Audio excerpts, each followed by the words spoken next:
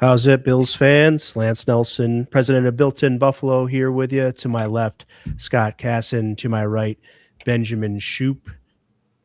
The Bills free agency show here for the upcoming free agents. But first, little USA hockey. Tage Thompson gets on the board with a goal. Cousin Brock Nelson scores 2 goals for the USA today. Not my cousin, but I'm going to say that anyway because it's fun to me. And a lot of cool games going on across the world here. Sup, Shoop? Nothing much. Like you said, good game for US today. Been a more relaxing week for Bills fans than the past few weeks have been over the past month. But before we know it, it'll be busy again with free agency opening up, draft in 2 months. It's gonna get crazy, but it's still a lot of news going around with every sport, like you said. The Olympics going on right after the Olympics. Then obviously NHL gets back going again. The NBA is still going on. March Madness is going to be coming up soon. So a lot of sports going on, a lot of different things to go on. But I have a few topics before we get to the Bills specifically that I wanted to talk to you guys about, just around the league, I guess.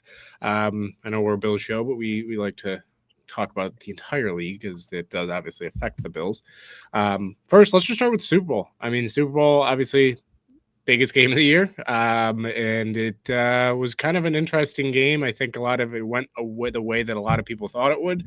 Seattle pretty much controlling with their defense and just running the ball football well. It was kind of exactly the way Seattle wanted it to go.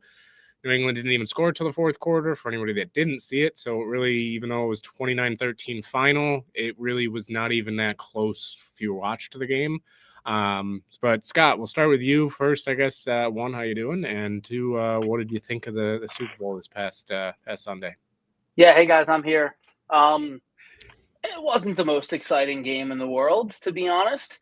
I think there was a massive talent gap between the Seahawks and the Patriots, which everybody knew. Massive. But Vrabel's a great coach, and Drake May showed some moments, and they had a good defense, and they had a few weapons on the outside.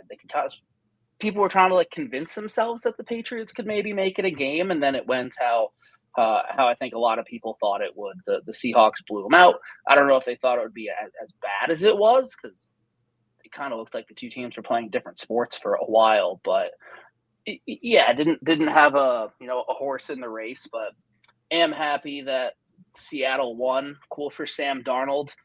Great story for him. Kenneth Walker MVP, like you mentioned, and that defense was just unbelievable. I think the only team out of the AFC now today that could maybe have given them a game, maybe the Bills and maybe the Jaguars. I don't think the Broncos with Stiddy could, but sad football's over. But now, sometimes the off season's more exciting than the season. So get to talk about some free agency. We're getting into the draft, maybe some trades out there.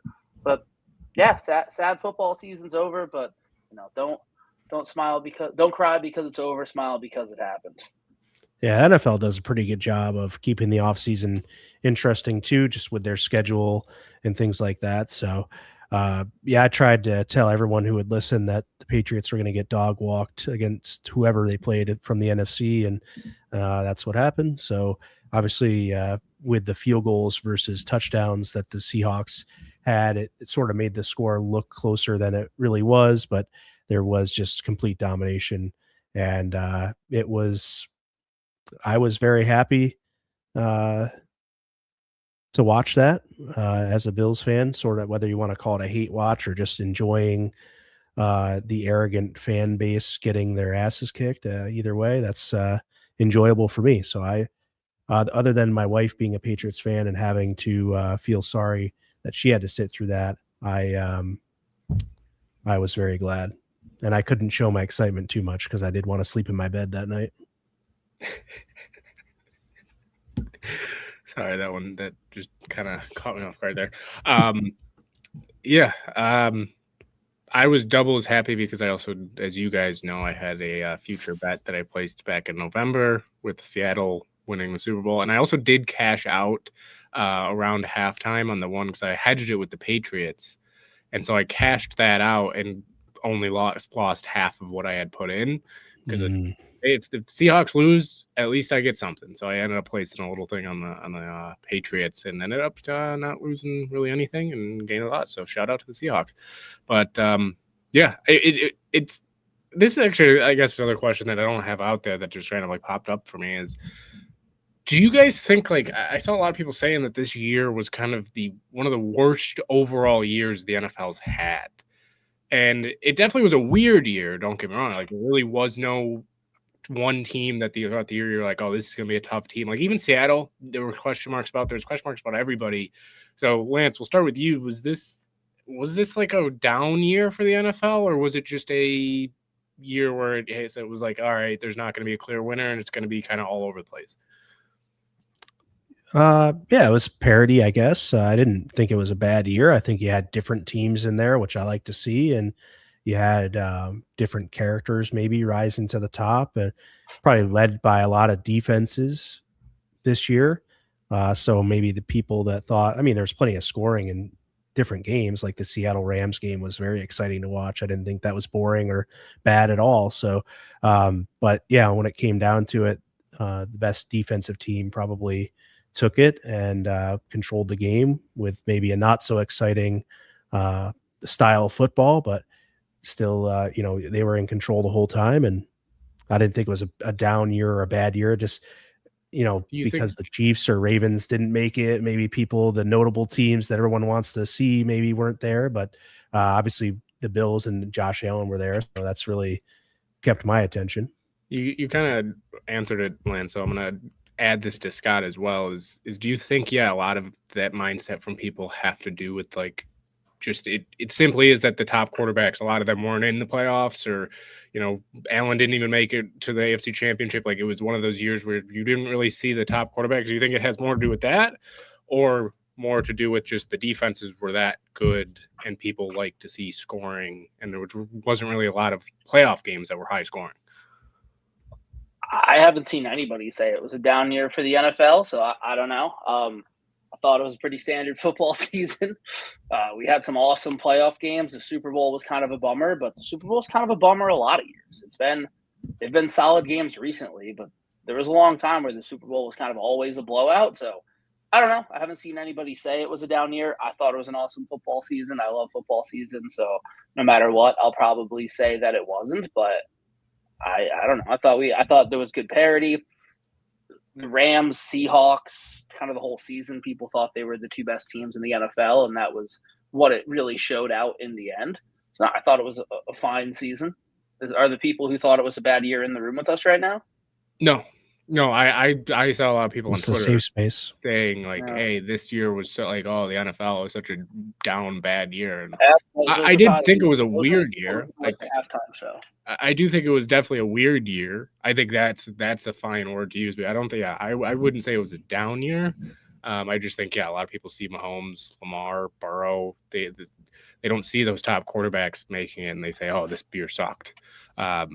And I said a few weeks ago, I just think that, the defenses this year were amazing. And, typically I don't think see that many top defenses, I guess, controlling how the playoffs are going to set. So we'll see if it changes next year, if it kind of goes back to just offenses control the the game.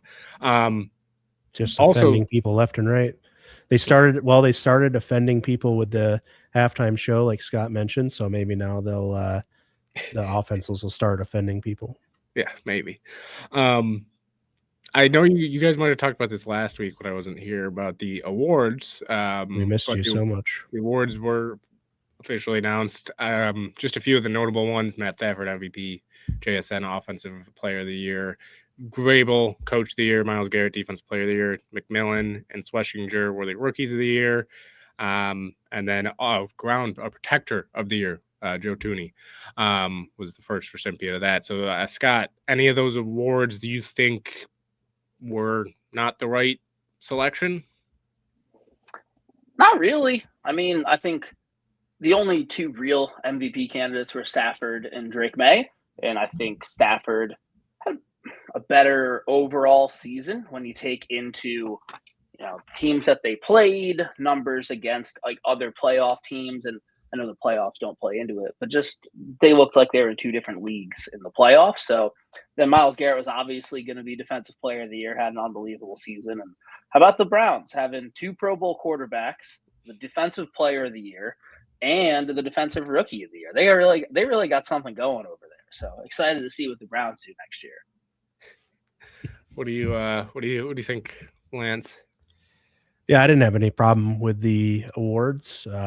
Obviously, JSN deserved his flowers, Offensive Player of the Year, with that season he had, and Stafford the MVP, as Scott mentioned. I think that there wasn't anything I saw that was a big snubbing, other than other topics that we'll talk about next. But yeah, award winners were fine by me. I didn't really care too much. Yeah, the only one I think I might have would change is Coach of the Year. Vrabel did a great job, definitely deserving, but I think I would have given it to Shanahan, just with all of the injuries he had to deal with and being in that division and still producing at the rate they did. But definitely understand why Vrabel got it. Tooney getting Protector of the Year, that was the only one. I wish that, it would have been cool to see Dion get the first one, but I know he wasn't even nominated for it. James Cook also did win an award, the Jim Brown Award for leading the league in rushing, which I guess it's not a voted on award, but it's still he had to win that. It was a factual matter. If I could have voted, I would have voted for him. Yeah, Scott. Yeah, there you go. We'll make sure to tell him that if we ever see him. Another thing on that night that was announced was the Hall of Fame. I like John's James Brown Award better. The James Brown Award? Yeah, I like that award better. That sounds more fun. Wow!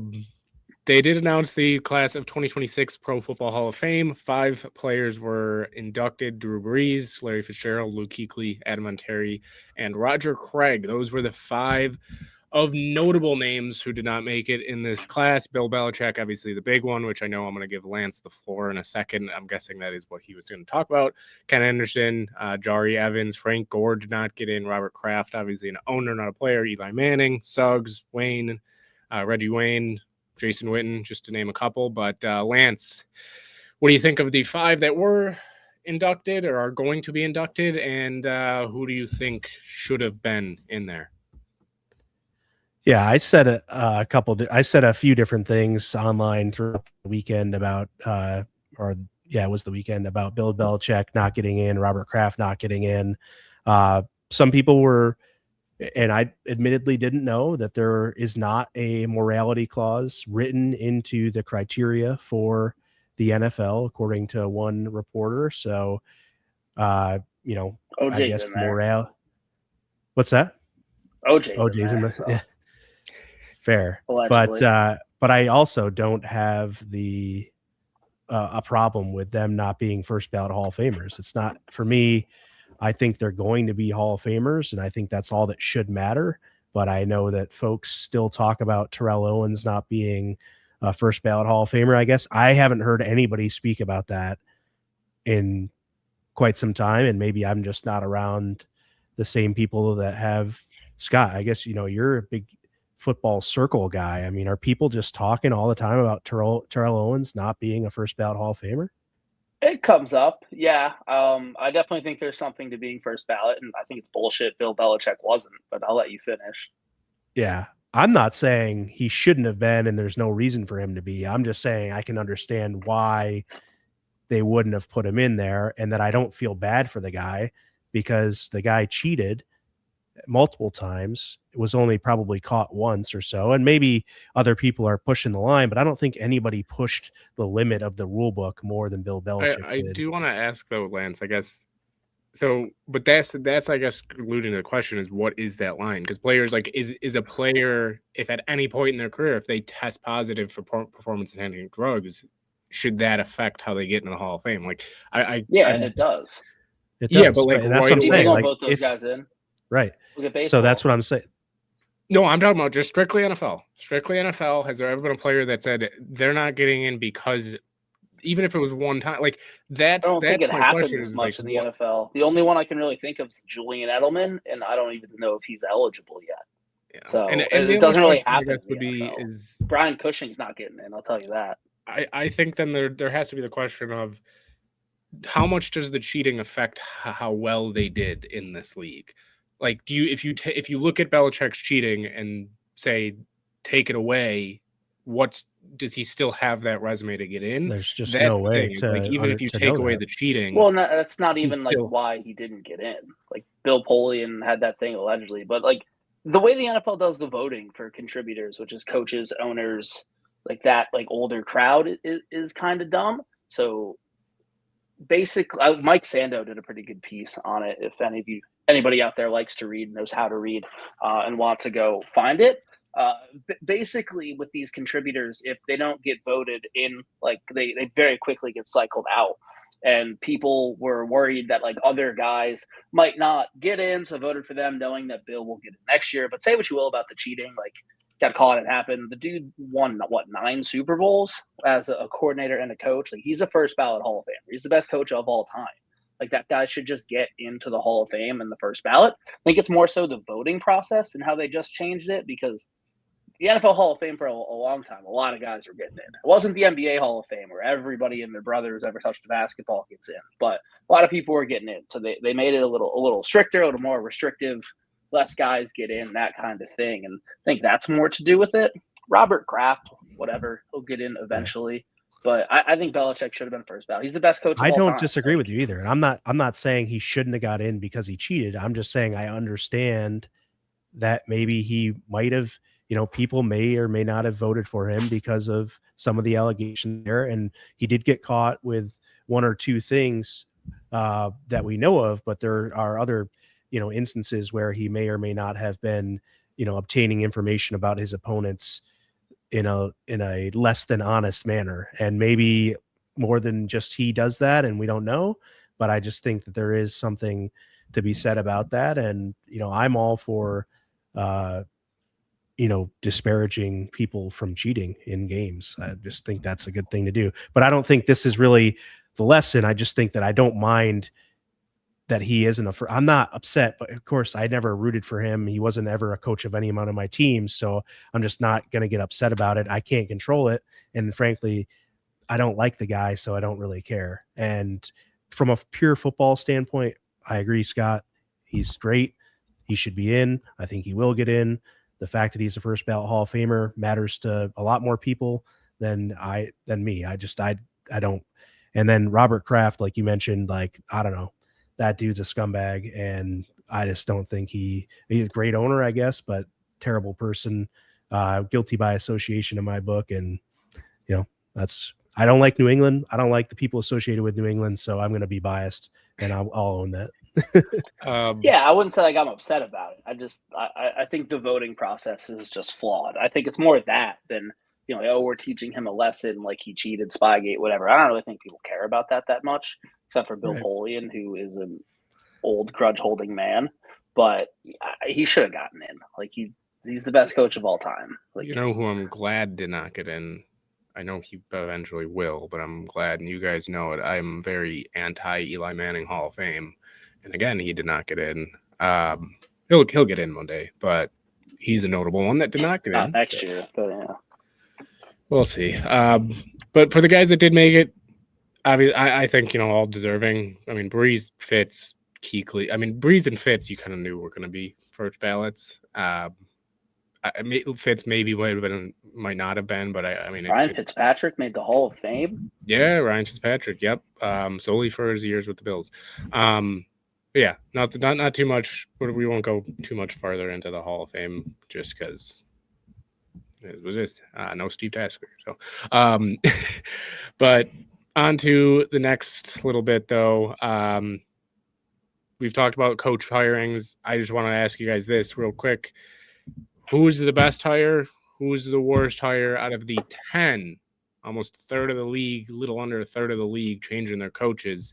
You got LaFleur in Arizona, Stefanski in Atlanta, Minter in Baltimore, Joe Brady obviously here, Monken in Cleveland, Kubiak in Las Vegas, Hafley in Miami, Harbaugh in New York, McCarthy in Pittsburgh, and Saleh in Tennessee. Scott, best and worst or most confusing hire that you've seen?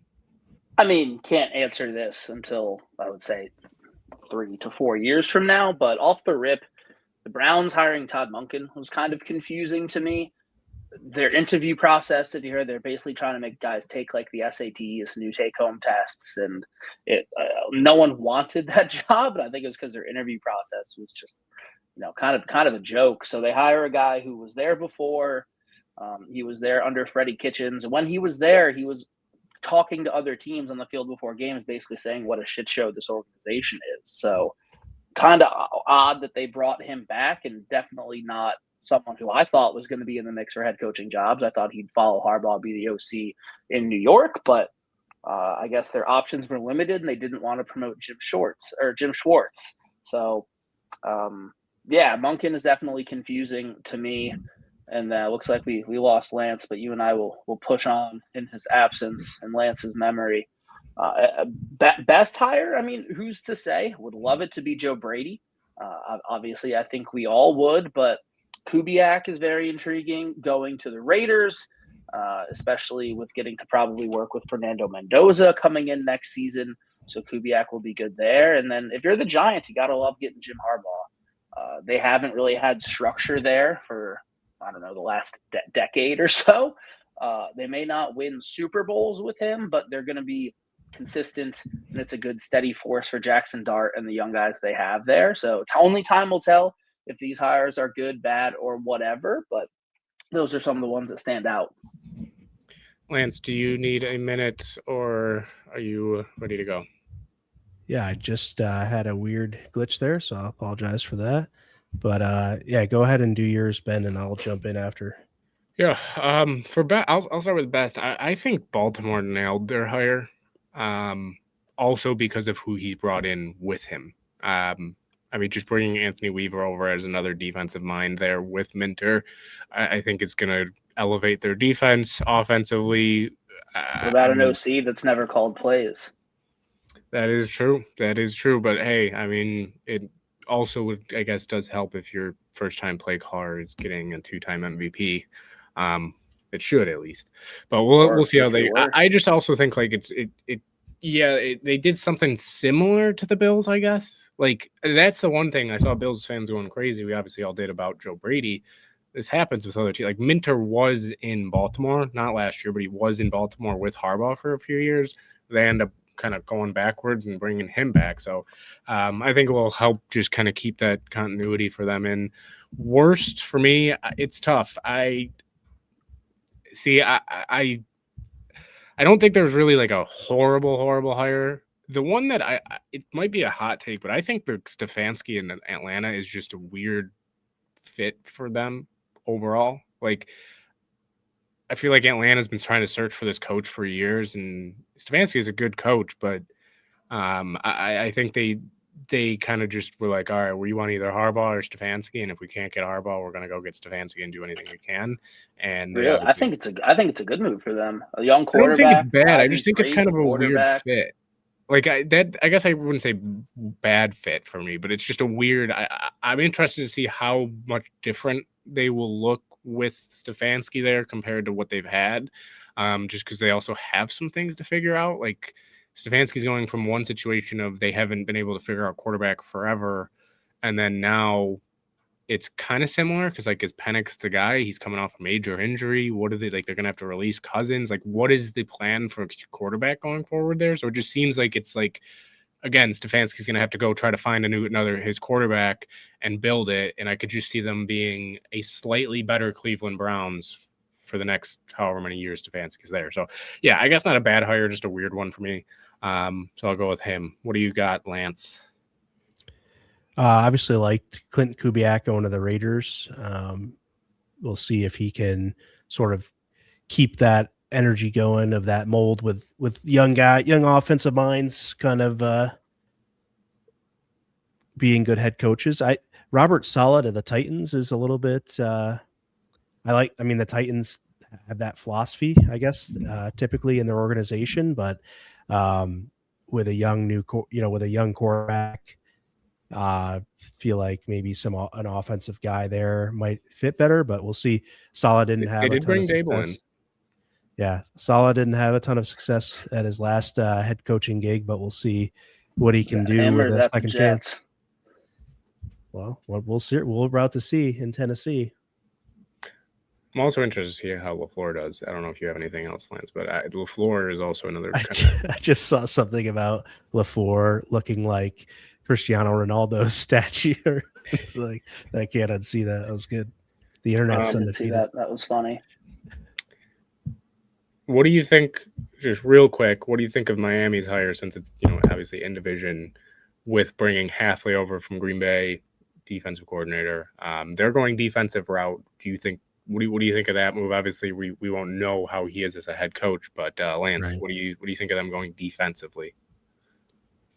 Yeah, it's obviously they want to change there. They've had the offensive mind down there, so it's sort of the opposite of what the Bills did, where they had defense and went offensive mind, and now the Dolphins are going to try to see if a defensive mind can come in and lead the ship and lean on their OC to make the offense great versus their head coach. And yeah, it's worked plenty of times before, so we'll see what Hafley can do there. I don't have magic 8 ball or a crystal ball here to tell the future of what's going to happen, but I don't think it's a terrible move, and we'll see what he is as a head coach as the years unfold here. Fun fact: played football at Siena in Albany, which doesn't even have football anymore. Never even heard of it. Really? I see this hiring. Scott, go ahead. Well, he had some head coaching experience in college, not the NFL. He was the head coach at BC before he went to the Packers, and BC is a tough school to win at, especially these days. And they weren't world beaters, but they were making bowl games consistently, and that's something that Bill O'Brien isn't even coming close to do there. So he has that coaching experience. Green Bay's defense was solid. We know he's running the whole thing because LaFleur probably couldn't tell you one defensive player on the team besides Micah Parsons. So I like it for them. It seems like every time a team has like one style of coach and it doesn't work, the next one is always the other. So they tried the young offensive guy. Now they're trying the young defensive guy. They had the old bull. Now they want the young calf.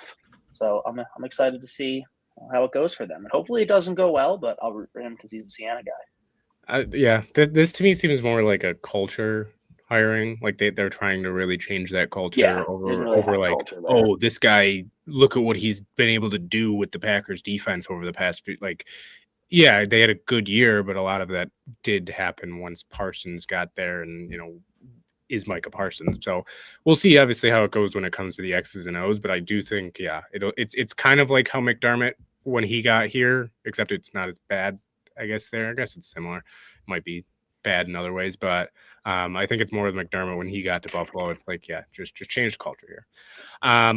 Last thing I got for you guys, there's been talk about the NFL changing how many years of draft picks a team can trade. It's right now at 3. You can't go past 3 years from the current year. They're thinking of changing it to 5. Scott, are you a fan or absolutely not? Keep it at 3. I don't think it matters. I don't want it to become like the NBA where we're seeing 2032 second round picks being traded. Like, I don't want it to be like, oh, we're getting that far out. I think the NBA is 7 drafts in advance. 5 is probably fine, but I don't really think it matters. Like, I don't care. But the thing that is tough is in 5 years, like, you have no idea what that team could be like. So if you get a team's first round pick 5 years from now, if that team's really good now, they might not be that good. That we're in 3 years, kind of have a better idea. So I guess that makes it a bit more interesting. But like, whatever, it's really my answer. What do you think, Lance? I don't know if I have a big opinion on it. If it gives Brandon Beane more ammo and he's willing to do that, I don't know if it'll change people's, just because they can do it. I don't know if they will, but there's going to be plenty of aggressive styles out there that that do take the chance on it. In my opinion, if they do make that rule, and yeah, let's roll. I'm interested to see if they were to do that, how big or how many more trades you'd see. Yeah, I'd love to see if they did this the first time we get a major trade where somebody's trading like 5 straight years of first round picks. Like that's the only thing that would intrigue me. If they do it or not, I don't really care too much. But yeah, maybe it helps with like bigger trades. Like maybe like 4 years ago when Lamar was that whole thing with the sweepstakes, Lamar is going to get traded. If they have 5 years of draft picks, does somebody make a good enough offer where the Ravens say, yeah, like it could change situations like that. But as a whole, I don't think it will change too Interesting to think much. about what's driving that too, right? Because like, are they feeling like too many good players are sort of stuck in a situation where they can't get saved or they can't be rescued by another team because the compensation isn't enough, or teams aren't willing to, where if a team can have them for 3 years before paying the price necessarily, or something like, if you can, okay, I'll give you 1 pick now, but I'll give you 2 future firsts 4 and 5 years from now, then your second and third year with the guy is basically no real draft compensation. Then you have those picks to sort of build around him. Maybe that makes a difference for people, and we could see more superstars get traded that way.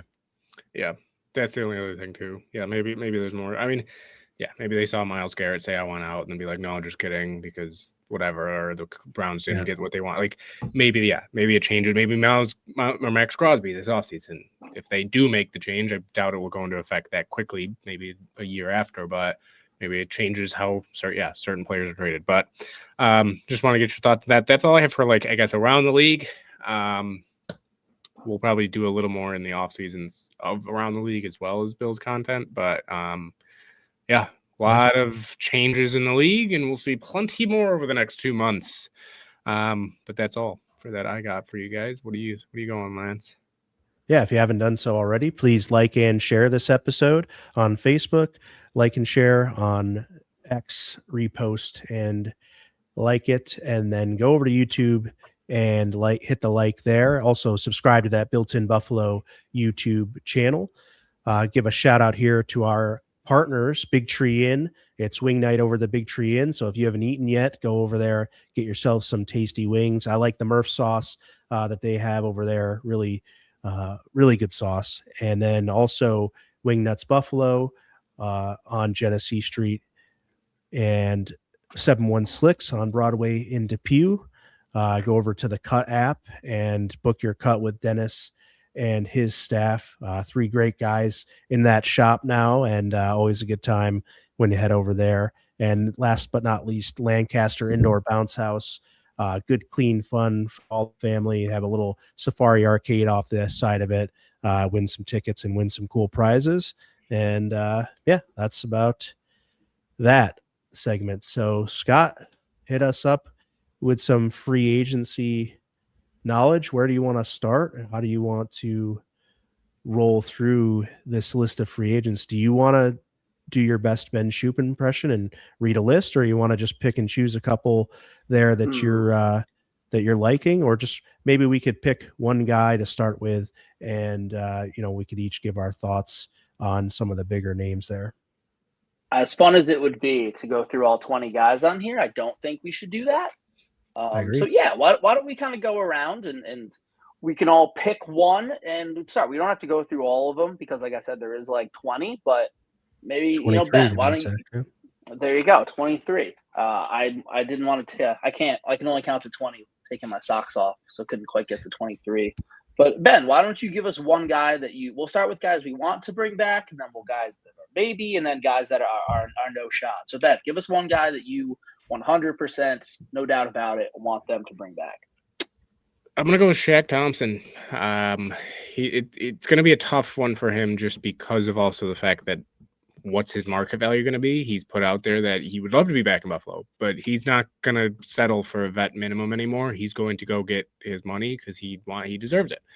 I just think it would help. He's played in both a 3-4 and a 4-3 with this defensive change. A vet, he looked good last year, can do everything. Like, I just think overall it's good to have him in the locker room. I don't see. I mean, he is older. That's my only hesitation. But I mean, it's we've seen in the past that having too many linebackers is never a problem, and especially because you don't know what's going to happen with Milano. You don't know what's going to happen next to Terrell Bernard.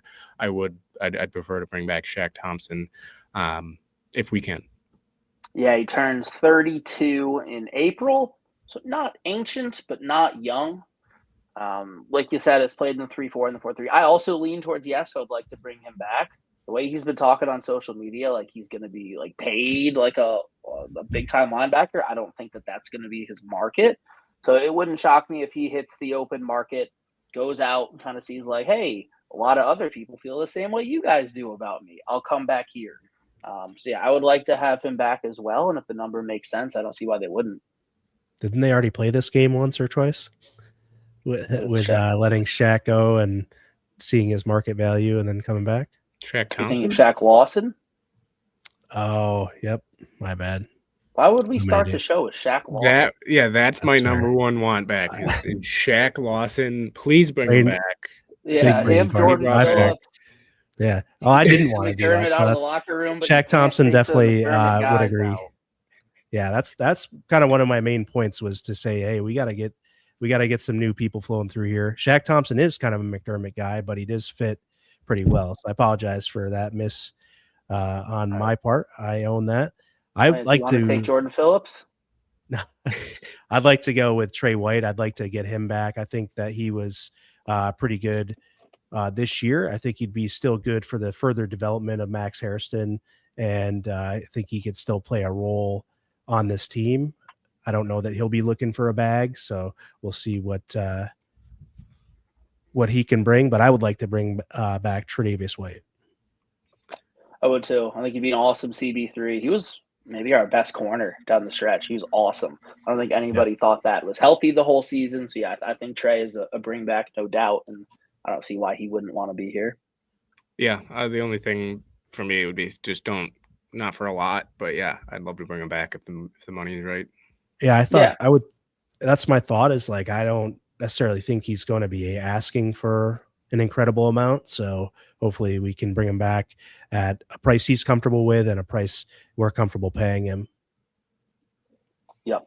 Yeah. So I'll do two because I was on the back end of the stake. My first guy to bring back, and this might be the most important, Reggie Gilliam. I want him back 100%. When he's on the field in that fullback position, this offense goes.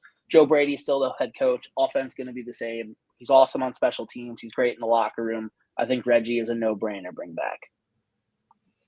Yeah, I agree with that.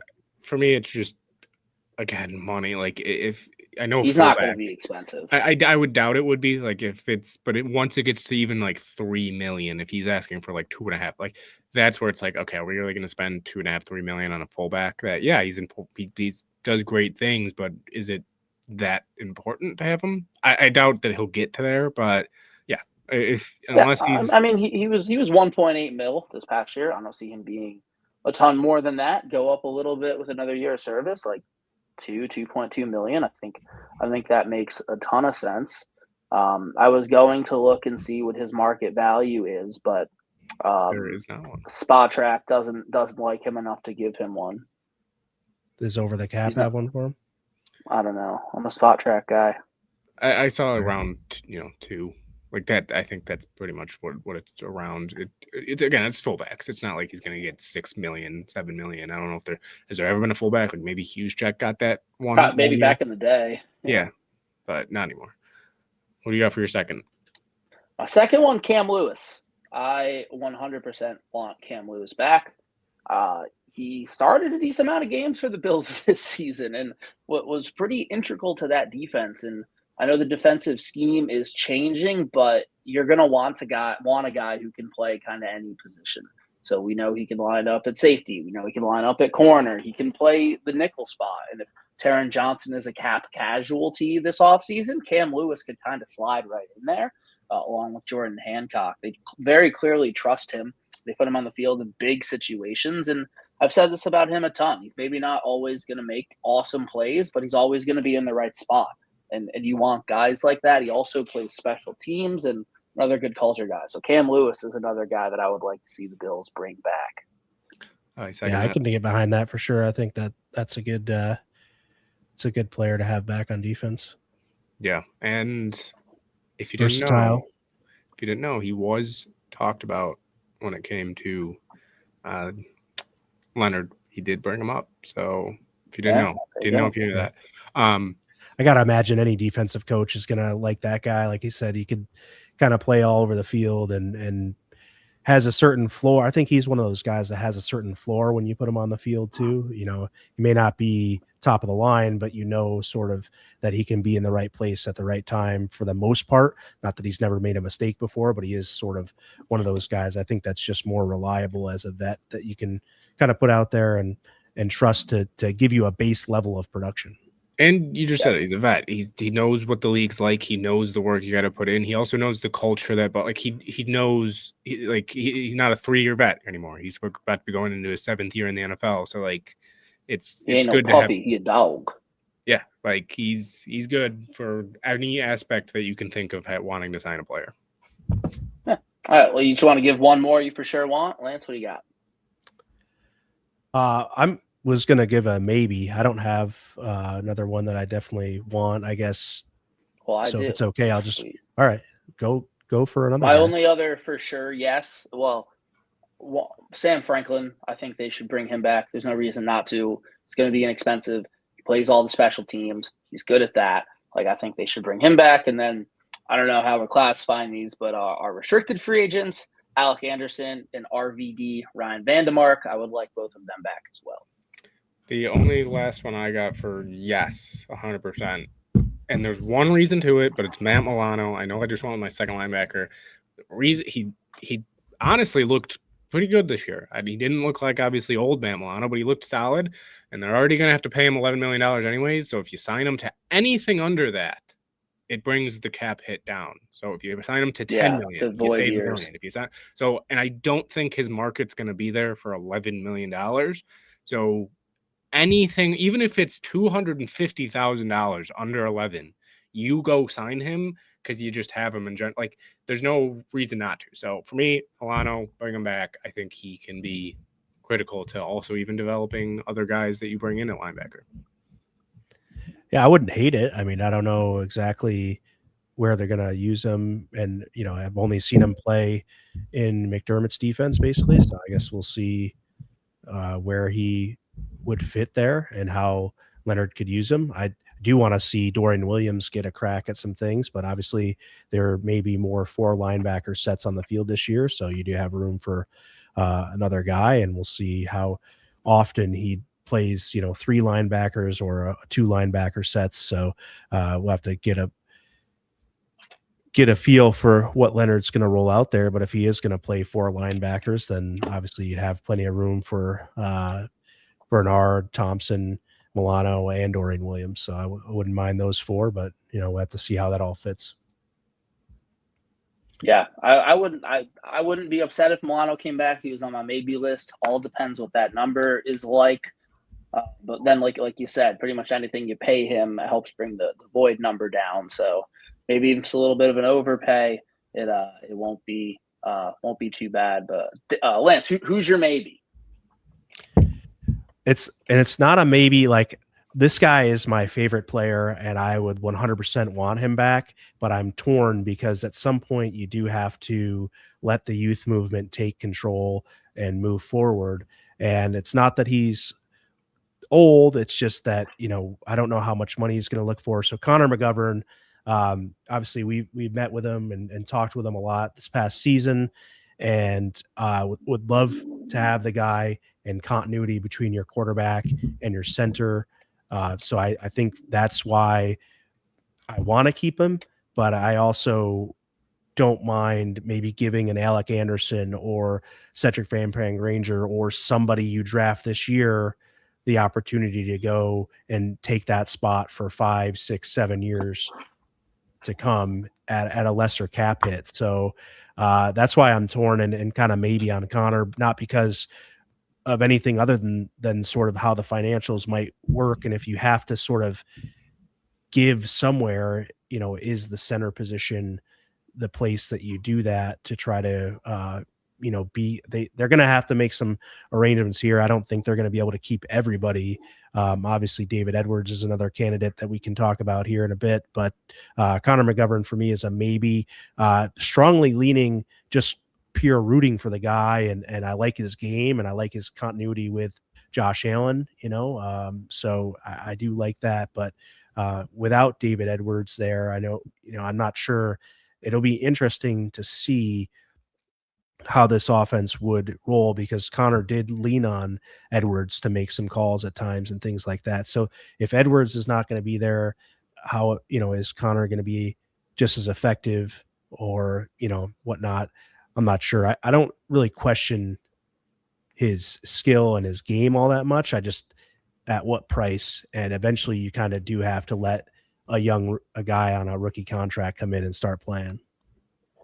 Yeah, Spot Track has his value at $16.7 million, $16.3 million a year. Yeah. That's a lot, but also good centers don't grow on trees. And I think that's one of the positions that's worth paying for. To kind of loop him into David Edwards, because you mentioned him there, I don't think there's a world where they bring them both back, but I really want to live in a world where they bring back one of them. If I had to pick, I would say McGovern, because I think center is more important than right guard. And some of the predictions are saying that Edwards gonna get like $20 million a year, which to me seems crazy for a left guard who's good. But I wouldn't say he's like a Joe Tooney level guard. That's like Joe Tooney level money to play left guard. He's good, but he's not that good. So I don't know how much they trust Cedric on punt Granger, because when Connor went into the concussion protocol in Denver, Alec Anderson went in and played center. The only time we've really seen SVPG in a real game is the Jets game, and he looked fine, but it was a Jets game, and they didn't want to be there, and we didn't want to be there. It was the last game of the stadium. It was cold, and everybody wanted to go home. So I don't know what they do there. I think bringing McGovern back would be wise, and Bean knows how to maneuver the salary cap, so it makes it not that bad, at least we think. So I would like to bring him back as well, but if they said, like, hey, we couldn't afford it, it was that or a big-time receiver, then, I'm okay with that. But I would like to bring him back as well. Yeah, McGovern would have been a yes for me if it wasn't for the money. Like, it would have been 100% yes. But yeah, it's him and Edwards. Scott, you pretty much said exactly what I was thinking. One of them two, I'd prefer McGovern, but you got to try to bring back one. I just don't want, especially like you said, Lance, both of them were kind of making calls and saying, hey, I see this at the line.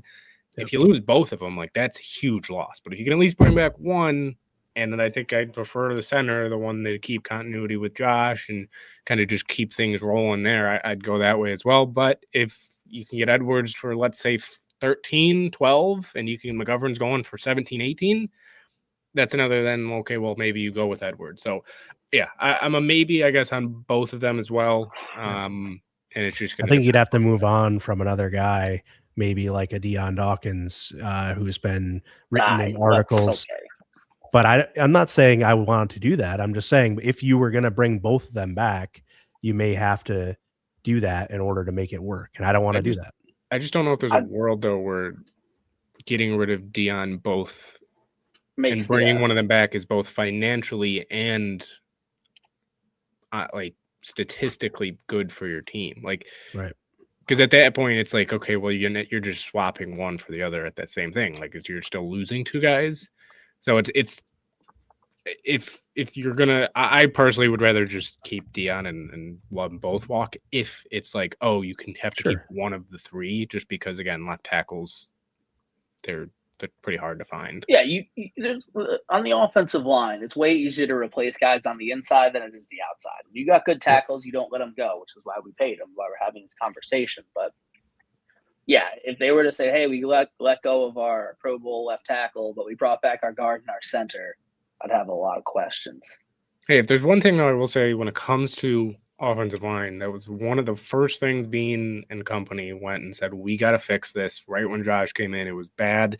And they've done a very good job, even when Morse has left, even when guys have left, bringing these two exact guys in on good contracts that end up working out. So if they both walk, that's the one thing I will say that I will have confidence that they'll be able to replace 2 inside interior offensive linemen. Yeah, you would think. One guy that we missed who was a yes/maybe for me. Yes, but not in the role he's in right now. That's Brandon Cooks. I would not be mad at all if they brought him back for to be wide receiver 4 or 5 for, I don't know what do wide receivers go for now, like 3 to 5 million, something like that. Like, he showed he still has some juice. He just got thrown in and had to go play X in a playoff run and be our downfield wide receiver. If we give him those balls, I don't know, like 3 or 4 times a season instead of 3 or 4 times a game, he probably is making a lot more plays. So good veteran presence in the locker room. You could tell how much he became a part of the culture in the short time that he was here, just based on the things he said after the season about taking pressure off Josh Allen. And I don't know if you guys noticed this, but when Cole Bishop had that pick against the Jaguars, like the 2 people who went up to him first and hugged him, I think it was McGovern and then it was Brandon Cooks. Like, Cooks was right after him. So I think he would be a guy who'd be smart to bring back as a wide receiver 4 or 5 if he's cheap and doesn't want to go chase one more bag. What do you guys think about Brandon Cooks? He's actually similar to how I feel about even like Epinesa and Gabe Davis, like just veterans that if you can get them back on good deals, sure. But I'm not going to go out of my way to get them. You know, Cooks, I would say out of those 3 are the top that I would want back. We don't know how Epinesa would look in a new defense, and then Gabe Davis, I do not think is better than Cooks at the moment. So yeah, well, no, he can't walk right now. Well, yeah, you know what I mean, Scott. God, yeah, sure. Just bring him back if they're on a good contract, man. If not, let him walk. Don't overpay for these guys. Yeah, he could if he caught the game-winning touchdown in the Super Bowl next year. That'd be pretty fun. He rips it out of the defender's hands. Cook will throw it to him on a trick play, so it'll be Cook to Cooks. There would be a prop bet for that, absolutely.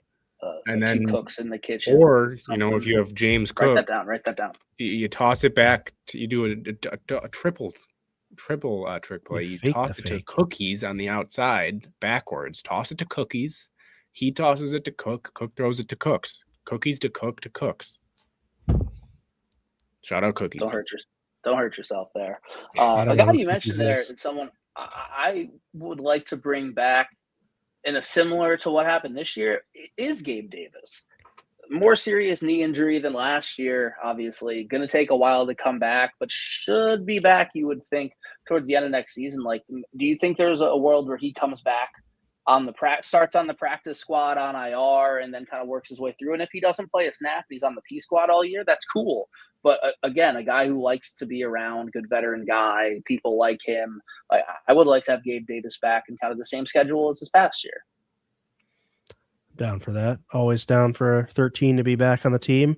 I don't have my jersey pick to post here while we're live, but I should have been prepared for that. But every time someone talks about Gabe Davis in our group chat, I always just send my picture that I took of my 13 jersey from when he was here before. And this year was a great run for my closet to get back 27 and 13 as possible jerseys to wear.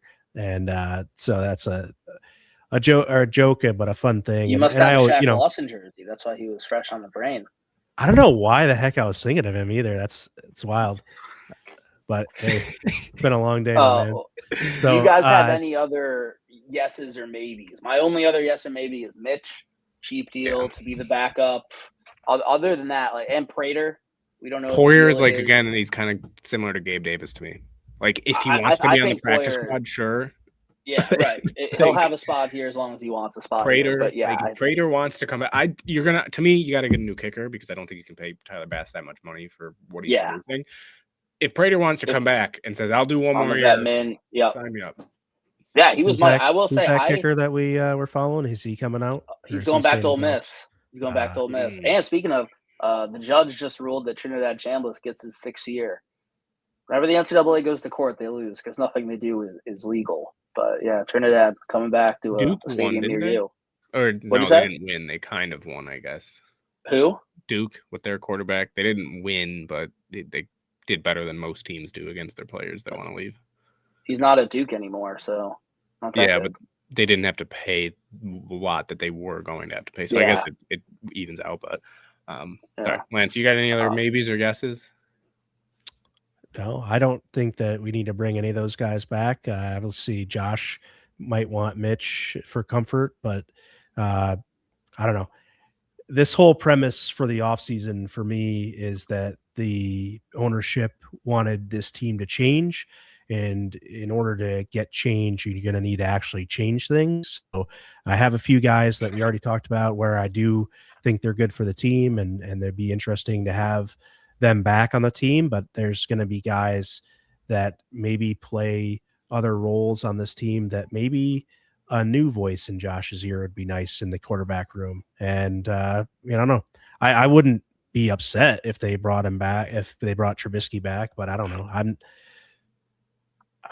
There's got to be some level of change at the same time. So yeah, I don't want to bring everyone back. We also still need to fill out a 90-man roster. So if the money works and they want to keep some culture going, then fine. But I do want change. Like, I don't want it to be like, oh, we just like literally all we did was change Sean McDermott and that's it. And now everything else is the same. And we're just expecting the different results. But the players are the ones on the field. They have to be changed too. I'm not sure though if backup quarterback is the position that really matters. Yeah, I don't think that's if they bring back Lamar, plays a certain role in the QB room, right? If they bring back the meme of the guy on the weight loss thing who just takes a few steps back from the camera.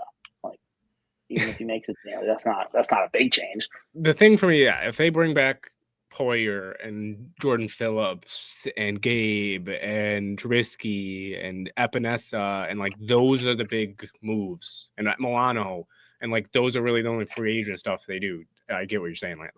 I'll be like, okay, what are we doing here? I know I said even maybe for some of those, if it's the right situation, sure, bring some of them back. But I mean, I have a good amount of no's on here that I don't ever really want to see play in a Bills uniform again. And if they do bring them back, it will be, that will be my question. Is the same thing you had, Lance, of like, is it going to change much? So, yeah. Yeah, like Joey Bosa is in no way Jose for me. DaQuan Jones as well. Ogunjobi, yeah, he can do DaQuan Jones he does somewhere else. He can go to any division rival. I don't care. Like I would prefer it actually. Yeah, like please go to New England. Go to New AJ, England. like you mentioned, if they can get him on a team friendly deal, like I wouldn't hate him back for another year for 3 to 5 mil. Like he's solid in what he does, and he's good for one pick a year, which is always pretty fun. But I don't want to see DeMar Hamlin. Even practice squad. I'm sorry. Like at that point, you're not like you might be getting some vet experience, but like again, you can get vet experience from a lot of guys that at least know and play the game of football better than DeMar. Yeah, that might sound a little harsh. So sorry, DeMar, if you ever see that clip. And John, to answer your question, I believe Maddox Trujillo, I think, is still on the futures reserved contract as one of our kickers. And who the punter will be, I don't know. Wouldn't shock me if they draft one or sign UDFA or won't matter something. Anyways. He won't punt at all next year anyways. We're gonna go score on every single drive, Scott. Every single drive. God, we gotta kick the extra points. There you go. We'll run one fake in the Super Bowl on. Statistically, if you go for 2 every time, you would do better. Because 50% of 2 is higher than 95% of 1. And that's why I'll never get hired as a coach, because I will be going for it every single time and not even spend money on a kicker. Like, that would be an issue for me. So, you guys got any other free agent talk, or do you think we've bored the people enough?